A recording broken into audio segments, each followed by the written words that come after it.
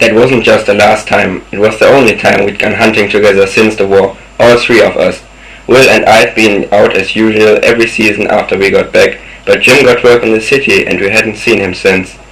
Which we thought was too bad because we'd always done everything together, especially fishing and hunting, when we three were in high school and then for that short while until we got the greetings. So Will and I talked it over and Will wrote him and he came. He seemed like the same old Jim, happy-go-lucky as ever, always joking, and so there we were together again.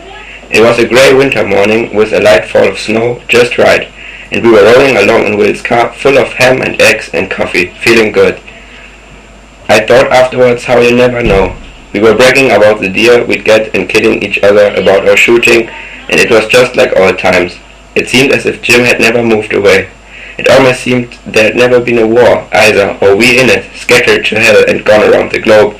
Jim a rifleman in the ETO, and Will over the Pacific on a destroyer, and me stuck in the Air Corps at the Panama Canal, of all places. Which they naturally had their fun ribbing me about, how I must have suffered from my sunburn and so much cold beer, and nothing but dark meat and so forth. We were heading for a place Jim had been just before the war. His uncle had taken him there, knew a farmer where you could walk back through his place into some right promising territory. We pulled into the barnyard and Jim went up to the house and knocked. It looks like we are all set. This is kind of like in the Battle of the Bulge.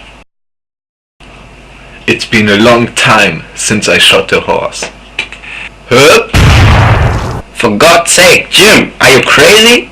It's been a long time since I shot a man.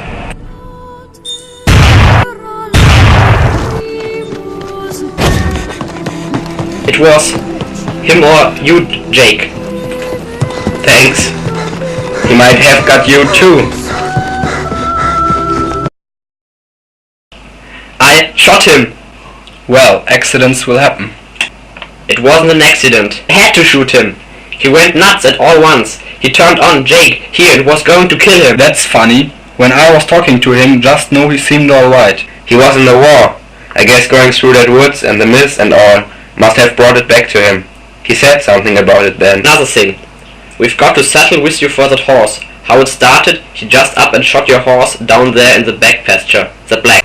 Wait a minute. My horse? You mean that's what made you think he was crazy?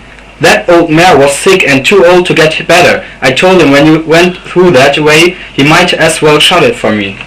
Ah! Jim! Jim!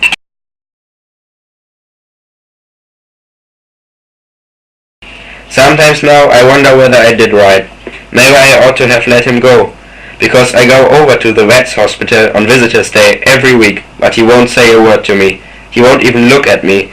He won't say a word to anybody. He just lies there strapped down and stares at the ceiling.